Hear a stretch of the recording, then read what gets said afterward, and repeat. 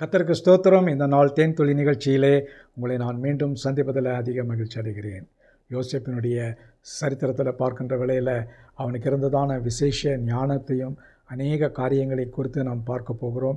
இந்த நாளிலே அவன் தகப்பனால் அதிகமாக நேசிக்கப்பட்டவன். அவனுக்கு நல்ல ஒரு பல வருண அங்கியெல்லாம் கிடைத்தது. அவர்கள் மத்தியில் ஒரு எரிச்சலும் அவருடைய சகோதரனுக்கு கூட காணப்பட்டது. அவரிடத்துல அவன் ஒன்றுக்கும் கவலைப்படாதபடிக்கு அவர்களை பார்த்து சொல்கிறான், நான் ஒரு சொப்பனம் கண்டேன். இந்த சொப்பனத்தில் ஒரு 12 அரிக்கட்டுகள் இருக்கிறது.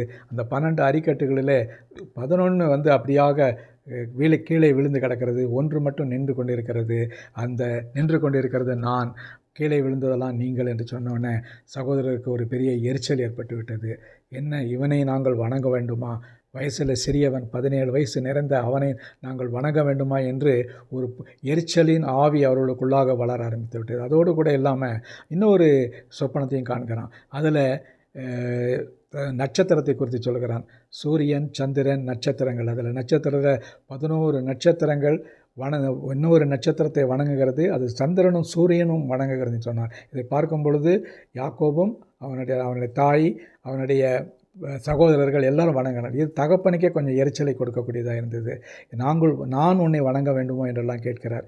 இது என்ன என்று தெரியவில்லை. அவனுக்குள்ளாக அந்த ஒரு நல்ல தனக்குள்ளாக இருந்ததை வெளிப்படுத்தி வெகுளியத்தனமாய் காட்டிவிட்டான். ஆனால் அவர்கள் அதை தகப்பனே அதை ஏற்றுக்கொள்ளவில்லை. இது அப்படியாக சகோதரருக்குள்ளே ஒரு பகையை ப்ரூட் செய்ய ஆரம்பிக்கிறது, அவர்களுக்குள்ளாக வளர்கிறது. அந்த நேரத்தில் சகோதரர்கள் அவனை பார்த்து, அதோ வருகிறான் பார் சொப்பனக்காரன், அவனை தீர்த்து விடுவோம், கொன்று போடுவோம், அவனுடைய பலவர்ண அங்கியை உருவிக்கொள்வோம் என்று சொல்லி பண்ணாங்க. அந்த நேரத்தில் பார்க்கும் பொழுது அவனை ஒரு குழிக்குள்ளாக போட்டு விட்டார்கள். அவனுடைய அங்கியெல்லாம் உருவி அந்த வஸ்திரத்தை எடுத்து போட்டு அவனை குழியில் போட்டு விட்டாங்க. அந்த இடத்துல ஒரு பயங்கரமான அனுபவம் இருந்தது. ஆனால் தேவன் அந்த இடத்துல ஒரு மனிதனை நியமித்தார். அவன் பேர் தான் ரூபன். அந்த ரூபன் அவன் மீது அன்பு கூர்ந்து, ஐயோ நம்முடைய தகப்பனுக்கு இதெல்லாம் செய்யக்கூடாது, நம்ம ஒன்று பண்ணுவோம், அவனை தூக்கி அதிலிருந்து ஒரு குழியிலேருந்து எடுத்து யாராவது ஒருத்தருக்கு விற்று போடுவோம். அந்த நேரத்தில் அந்த வழியாக போன வர்த்தகர்கள் அவனை 20 வெள்ளிக்காசுக்கு அவர்களை விலைக்கு வாங்கினார்கள் என்று பார்க்கிறோம். வாங்கி விற்று போட்டார்கள். ஆனால் அவனுடைய அந்த உடையை ஒரு ஆட்டை அடித்து அதில் இரத்தத்தை பூசி தகப்பனை ஏமாற்றி அவன் செத்து போனான் என்று சொன்னான். தகப்பனுக்கு அதிக விசனமாகிவிட்டது, ஐயோ என்னுடைய மகன் இறந்து போனானே என்று. இதையெல்லாம் பார்க்கும் பொழுது இயேசு கிறிஸ்து மரிக்கிறதற்கான பல உவமைகள் இதில் காணப்படுகிறது. ஒன்று, அவருடைய வஸ்திரங்களை உருவினார்கள். அதில் அவர் அடிக்கப்பட்டார். அவருக்கு பதிலாக ஒரு ஆடு அடிக்கப்பட்டது. அந்த இடத்துல அவரை விற்று போட்டார்கள். இயேசு கிறிஸ்துவை 30 வெள்ளிக்காசுக்கு விற்று போட்டார்கள் என்று பார்க்கிறோம். ஆனால் இவனை 20 வெள்ளிக்காசுக்கு விற்று போட்டார்கள் என்று பார்க்கிறோம். ஏதோ சில ஊமைகளெல்லாம் அதில் காணப்படுகிறது. நாம் இந்த சம்பவத்தின் மூலமாக பார்க்கிறது, இயேசு கிறிஸ்துக்கு ஒரு ஒப்புமையாக இந்த யோசேப்பு காணப்படுகிறார். அவரை முழுவதுமாக அந்த இடத்துல அவர் விற்று போட்டு ஒரு அடிமையாக கொண்டு போனார். இயேசுவும் ஒரு அடிமையாக தான் சென்றார் என்று பார்க்கிறோம்.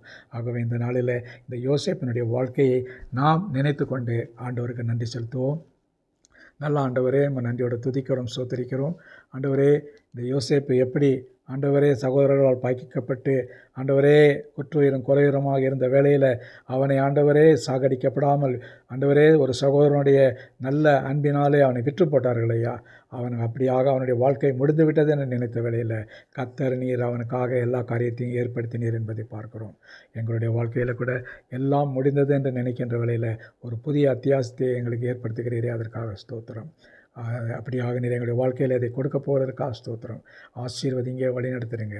மீட்பர் இயேசுவின் நாமத்தில் ஜெபிக்கிறோம் நல்ல பிதாவே. ஆமேன், ஆமேன். கர்த்தர் உங்களோடு இருப்பாராக. இந்த நாள் உங்களுக்கு ஒரு ஆசீர்வாதமான ஒரு நாளாக அமையட்டும்.